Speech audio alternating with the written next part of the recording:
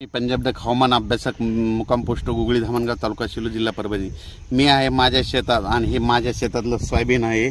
हे जवळपास आहे 13 जूनची पेरणी आहे आणि 13 जूनची पेरणी असताना तुम्हाला एक सांगू इच्छितो की सोयाबीन पेरलेलं आहे 16 इंचावर पेरलेलं आहे।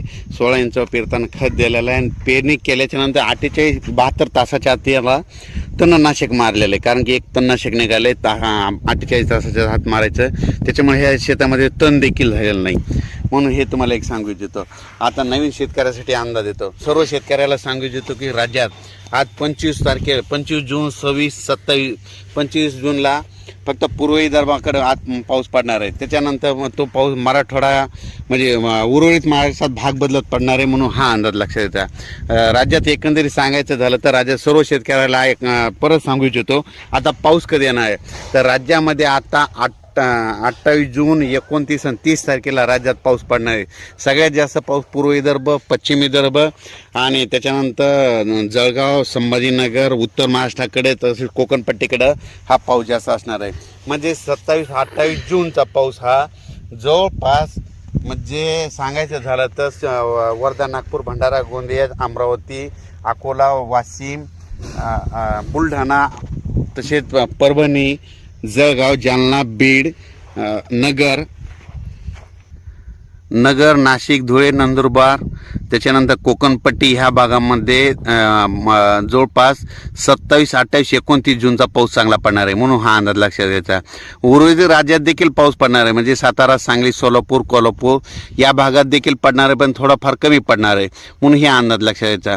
राज्यामध्ये सांगायचं झालं तर 27-28 जूनचा पाऊस राज्यात ठिकठिकाणी जोराचा पडणार आहे, ओढे नाले वाहणारा पडणार आहे, पण भाग बदलत पडणार आहे, म्हणून हा अंदाज सर्व शेतकऱ्यांनी लक्षात घ्यायचा।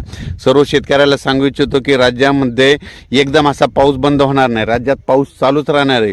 म्हणजे जवळपास हे पावसाचं सत्र चालूच राहणार आहे, फक्त काय होणार आहे आज इकडल्या भागात पडेल तर उद्या दुसऱ्या भागात, आज म्हणजे पश्चिम महाराष्ट्रात तर उद्या दक्षिण महाराष्ट्रात, तर उद्या विदर्भात तर पश्चिम विदर्भात, कधी मराठवाड्यात, म्हणजे हे असं सर्व म्हणजे पाऊस असा चालूच राहणार आहे, म्हणून हा अंदाज सर्व शेतकऱ्यांनी लक्षात घ्यायचा।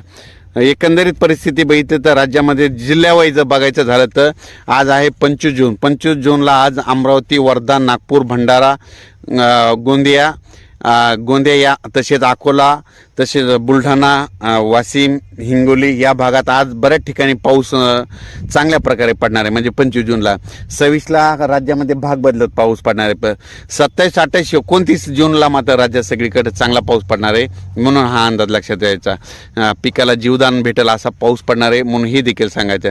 त्याच्यानंतर पाऊस राज्यामध्ये 4 जुलैनंतर पुन्हा चांगला सक्रिय होणार आहे, म्हणून हा देखील अंदाज सर्व शेतकऱ्यांनी लक्षात घ्यायचा।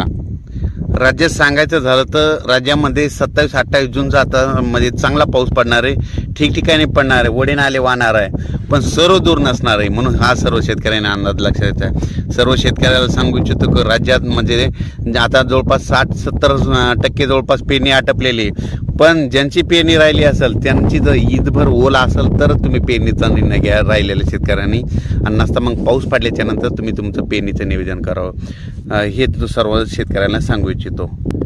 परत एकदा जाता सांगू इच्छितो की राज्यामध्ये 27, 28, 29, 30 जूनचा पाऊस जास्त पूर्व विदर्भ, त्याच्यानंतर पश्चिम विदर्भ, त्याच्यानंतर उत्तर महाराष्ट्राकडे, त्याच्यानंतर कोकणपट्टी, मुंबई या भागाकडे पडणार आहे, म्हणून हा अंदाज लक्षात घ्यायचा। म्हणजे सांगायचं झालं तर नाशिक, नंदुरबार, धुळे, जळगाव, संभाजीनगर, नगर, बीड जिल्हा, त्याच्यानंतर परभणी जिल्हा, जालना जिल्हा, संभाजीनगर, त्याच्यानंतर बुलढाणा जिल्हा, अकोला, तसेच अमरावती, वर्धा, नागपूर, भंडारा, गोंदिया, चंद्रपूर आणि यवतमाळ या भागाकडे चांगला पाऊस पडणार आहे।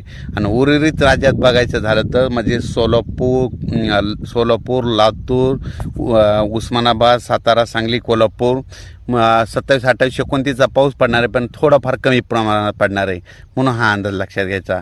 अचानक वातावरणात बदल झाला तर परत एक मेसेज दिला जाईल।